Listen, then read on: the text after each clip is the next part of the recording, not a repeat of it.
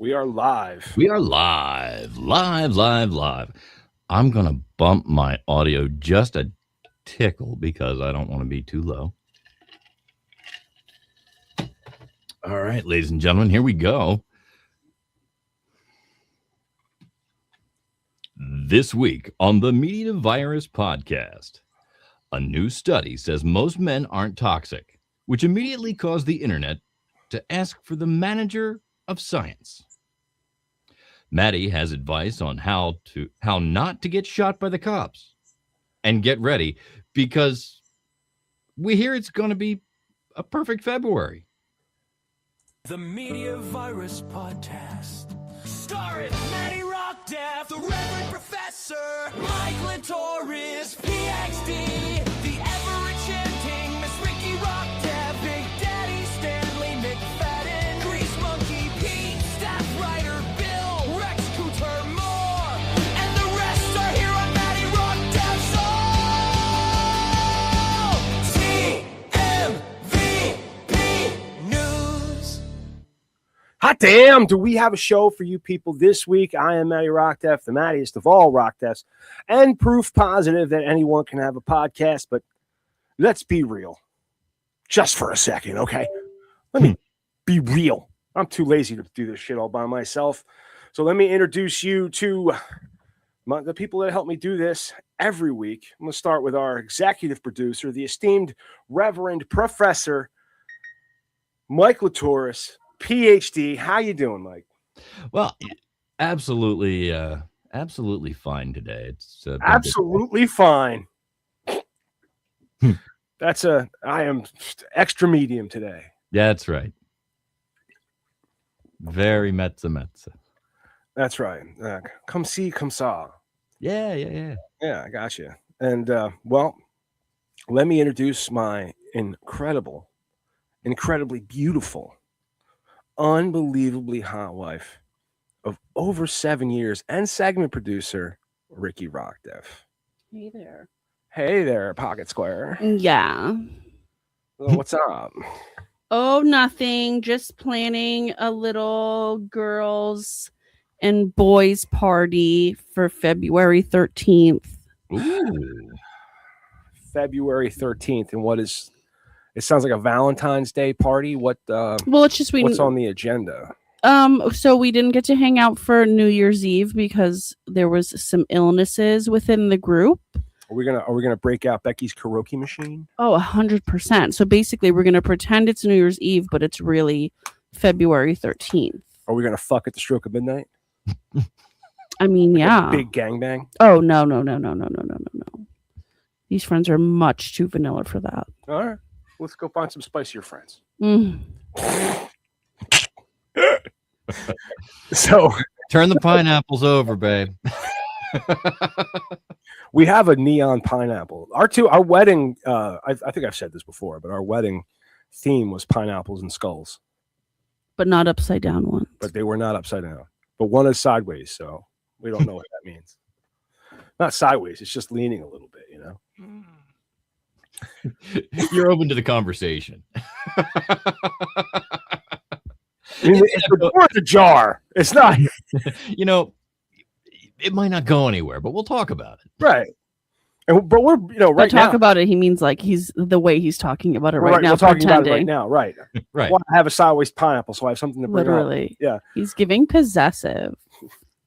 But we are broadcasting live from our delightfully demented corner of the interweb, where news gets a spin cycle, humor walks a tightrope, and your hosts are, shall we say, uniquely unqualified. Consider this your safe space for the unsayable, the unhinged, and the potentially contagious, whether you're seeking anarchy, a chuckle in the face of doom, or you've certainly hit rock bottom. Welcome to the Media Virus podcast. Let's grab some popcorn. Let's point. Let's laugh. This world's burning around us. Babe, I saw this meme. I love a meme. And it made me think. We giggled. It made me think of you because you're so beautiful. Oh, I've seen something. And Spanish is a beautiful language. And you don't say I love you in Spanish. You say quiero comer culo, which translates to you are the light of my life. which I think is one of the most beautiful things to say to someone. So I wanted to say to you, yo quiero comer culo. I'm not into butt stuff. I'll tell you that right now. What do you mean? That's just, you're the light of my life. That has nothing to do with Mm-hmm. butt stuff. Did you know it's going to be babe, your birthday month is going to be perfect. Oh, it's a perfect square. Yeah. Yeah, take this off your screen properly. All right. But yeah, it's going to be a perfect February in 2026. Mm-hmm. It's a viral internet trend getting traction on X, where users are celebrating the unusual calendar alignment for February 2026. And this year, February starts on a Sunday and ends on a Saturday, Oh, creating a neat 4-week grid of Mm. exactly 4 of every weekday, 4 Sundays, Mm-hmm. 4 Mondays, Mm-hmm. 4 Tuesdays. What about Wednesdays, Matt? Dude, there's 4 of them. Oh, 4 of those 4 motherfuckers. Media Virus podcasts. That's right. In February, you're gonna get, dude. February's a 4. bonus. You're getting 4 episodes. That's right. You don't have to put up with that pesky 5th episode that you sometimes get in a month. Okay. All right, it's the pain in the ass for everybody. Trust us. February is going to be very exciting. There's so much happening in February, and now our party. Are you kidding? Right, it's gonna be litty, Liddy Titty with Bad Benny. litty. But the layout does feel perfect because it eliminates that partial extra day that you usually see Mm-hmm. at the beginning or end of a month. On social media, especially X, people have been sharing memes, screenshots, and humorous takes on how this perfect rectangle of days makes February feel more organized, has a more organized aesthetic. Oh yes. And I feel like it might help. Oh, you're going to be organized in February? Yeah, maybe. Oh, I'll be glad to see it. Maybe, like, I would say it'd probably take me the first week to get used to it. No, You know, you and need to then- get yourself ready on this previous Sunday. Don't. That's like a whole week ahead because February starts on a Sunday. Yeah, so the Sunday that January's ending, All right. you can go ahead and get used to it so that when 2/1 comes, you are Some in users there. are joking that it's an ideal month to start a new routine, diet, or project because of its. As long as they don't go to the gym and crowd the areas. Right, get the fuck out of the Planet Get Fitness the for fuck fuck's out of the sake. gym. The amount of people at the gym right now that are just looking at their phones, the leg machines are the prime machines to just look on your fucking phone. And Right. that's what all the fucking people are doing. And it's driving me crazy. Get off your phone. Dude, why do you want to be here so long? For what? What's I don't want to be there. Like, even if you're I got just shit doing to it, like do. maybe you're sharing your location with the girlies and you want to pretend you're at the gym, you can go ahead and go to the locker room. Get ahead. Get out. Go sit in a shower stall. Get off the leg press. Thank you for coming to my TED Talk. I think we ought to put you on a 12-speed road bike. I would never. Guys, and guess what? 2027 is lined up to be a perfect month too. Oh, that's so nice. February 2027. Fantastic. What So, else is happening? I'm bored. well, we have this segment for you to read. Yeah. So I'll bring the script over to you just to make it. I even typed it a little bit bigger.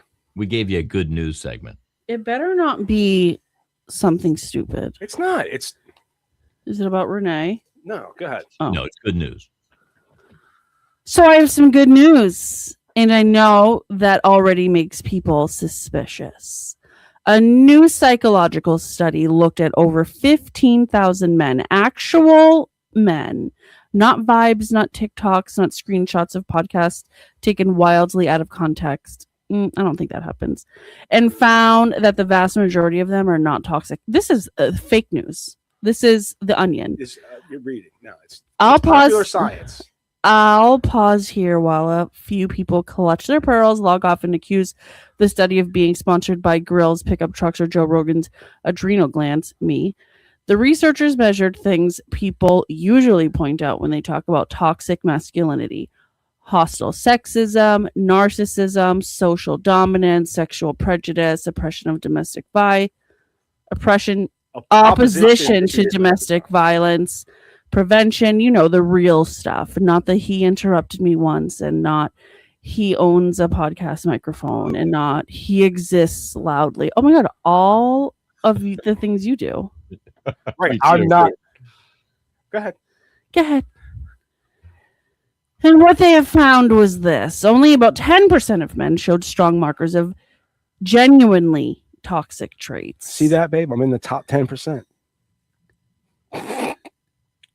The rest, mostly normal, some flawed, mostly flawed, some annoying, some emotionally clumsy, but not monsters. This is the onion. Popular mechanics. I don't know if I believe. This is wild because if you've spent any time online, you think that being male automatically puts you on probation.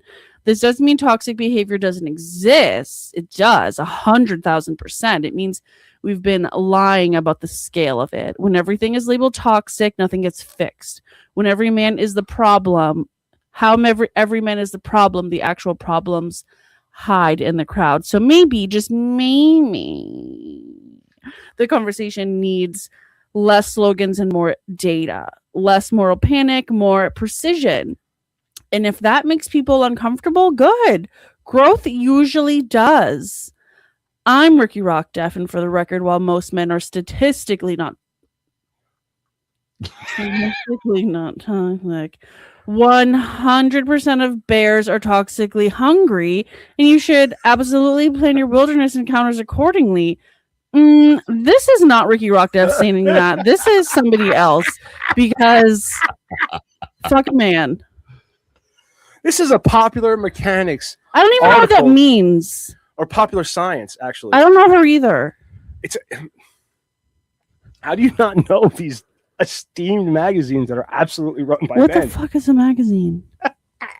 Not a man is saying that we're not toxic. What the fuck is Okay. magazine? Go off. Go off, King. I like playing pretend too. I just stopped doing it when I was like 7. Who's that? The men that are making this pretend onion article, Oh, yeah? they're playing pretend. I'm playing pretend right now. Pretend radio. Yeah. Yeah. All right. That was like, Do What's you really the- find me toxic? Just because I haven't made it? No, we're curious. Is my maleness offensive to you? I feel like as much as I know you, I don't know you enough to judge your toxicity. On a level of honesty, I will say the most inappropriate thing. However, I'm probably the safest person for you to say the most inappropriate thing you can think of around. That's right. That's why he's Why is saying inappropriate things a flex? Because It's not so much a flex. It's like while you may find me inappropriate, I may be. You may, and I fully endorse that there are people who find me inappropriate, but most of them also find out that if they have a moment where they're going to be inappropriate, I'm probably the safest person to be around when that occurs. And there's a balance that occurs there. Right. Even if I'm offended, I'm not going to run and tell somebody. You know what I mean? I don't get this argument. Like, I still don't, like, why is it fun to say things that are inappropriate? Like, just don't. Like, it's not like It's fun, like, funny oh my because- God, I love hanging out with Mike because I can say inappropriate things. Like, I would never. No, I mean it Like, more. I'm worried about, like, is somebody a predator? Is my safety compromised with this person? And my feeling is I don't give that vibe, but if someone were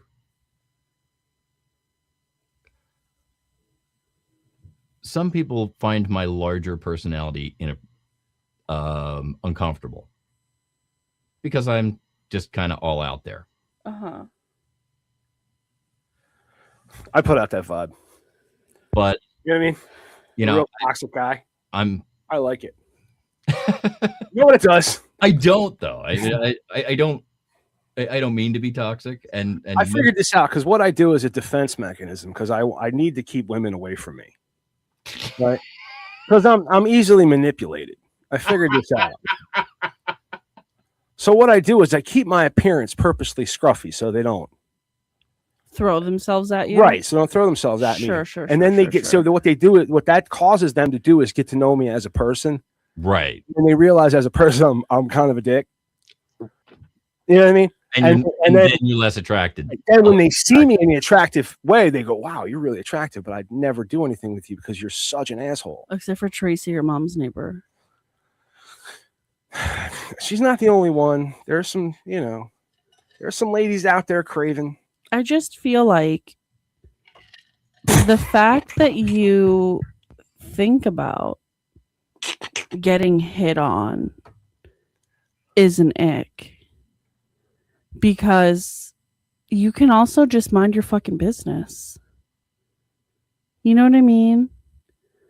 Like, who thinks like, oh my God, if I do this, I'm going to get hit on? Like, what do you mean?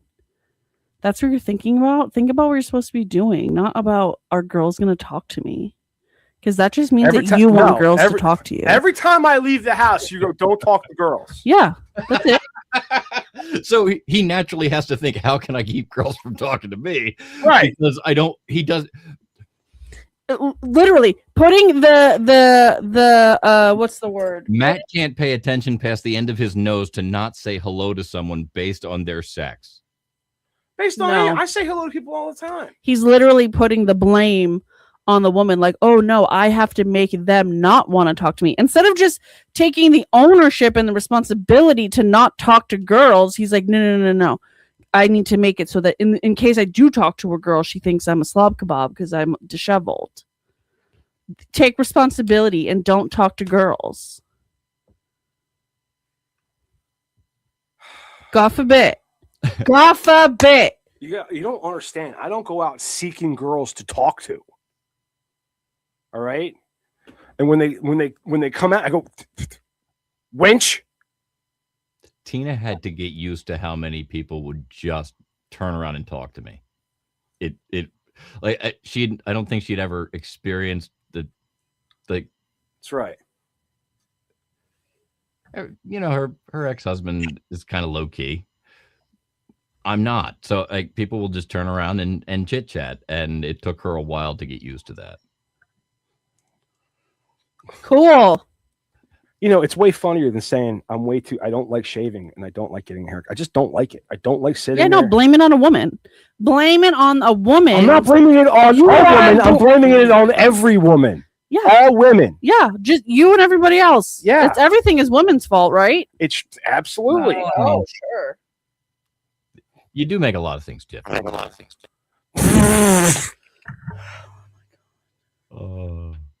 I'm like not in the mood because I want to punch both of you guys square in the mouth.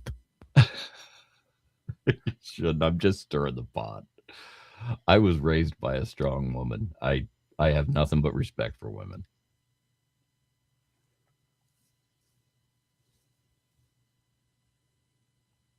I'll still tell bad jokes. Cool. That's sort of a genetic thing. I can't get around. You're just not in the mood for jokes. It's a joke. Like, what's the issue? Like, what did I do to set you off? You had me read this stupid fucking Onion story. It's not an Onion story. It's fucking Popular Mechanics.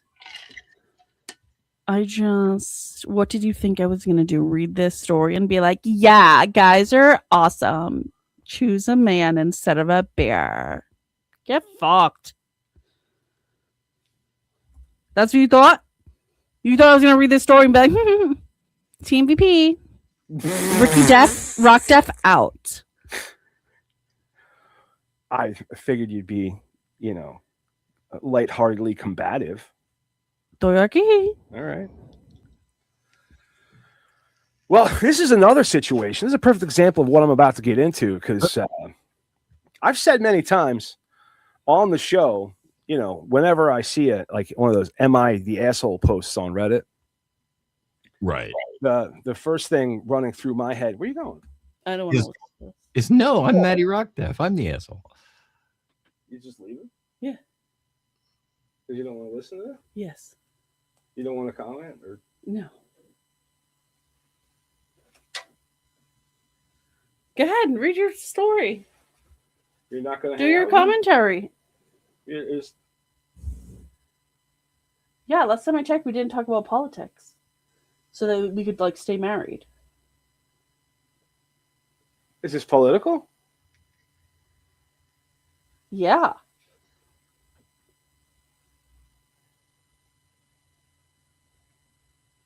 I'm gonna head out.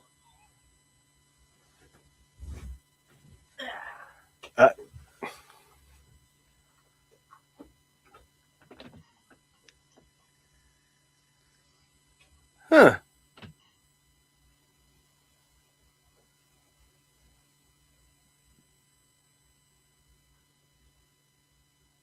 I'm going to choose the Fifth Amendment.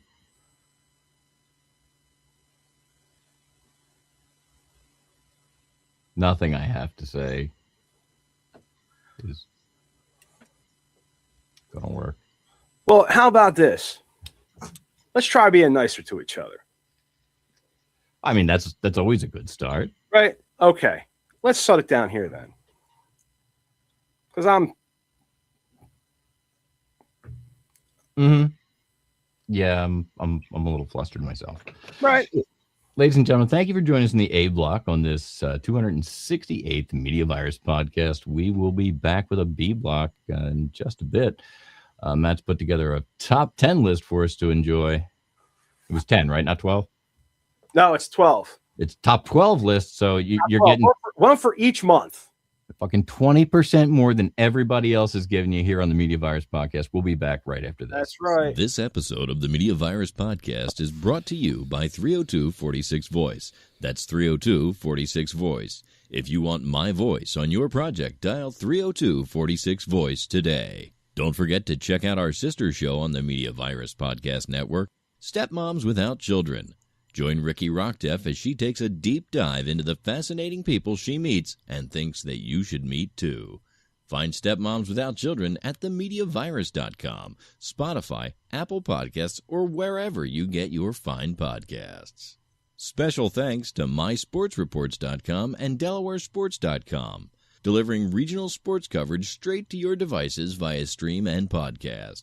Learn more at mysportsreports.com and delawaresports.com. If you wish to sponsor the Media Virus podcast, email your contact information to pml@themediavirus.com with the subject line sponsor, or leave us a message at 646-VIRUS01. On behalf of the infection team and our feckless leader, Matty Rockdef, I'm the Reverend Professor Mike Latoris, coming to you live high atop Uncle Butch Studios, with one hand firmly on the pulse and the other clawing for a shred of sanity. This has been the Media Virus Podcast. We'll be back next week. Find us at themediavirus.com, on social media, or download us now from your favorite podcast platform.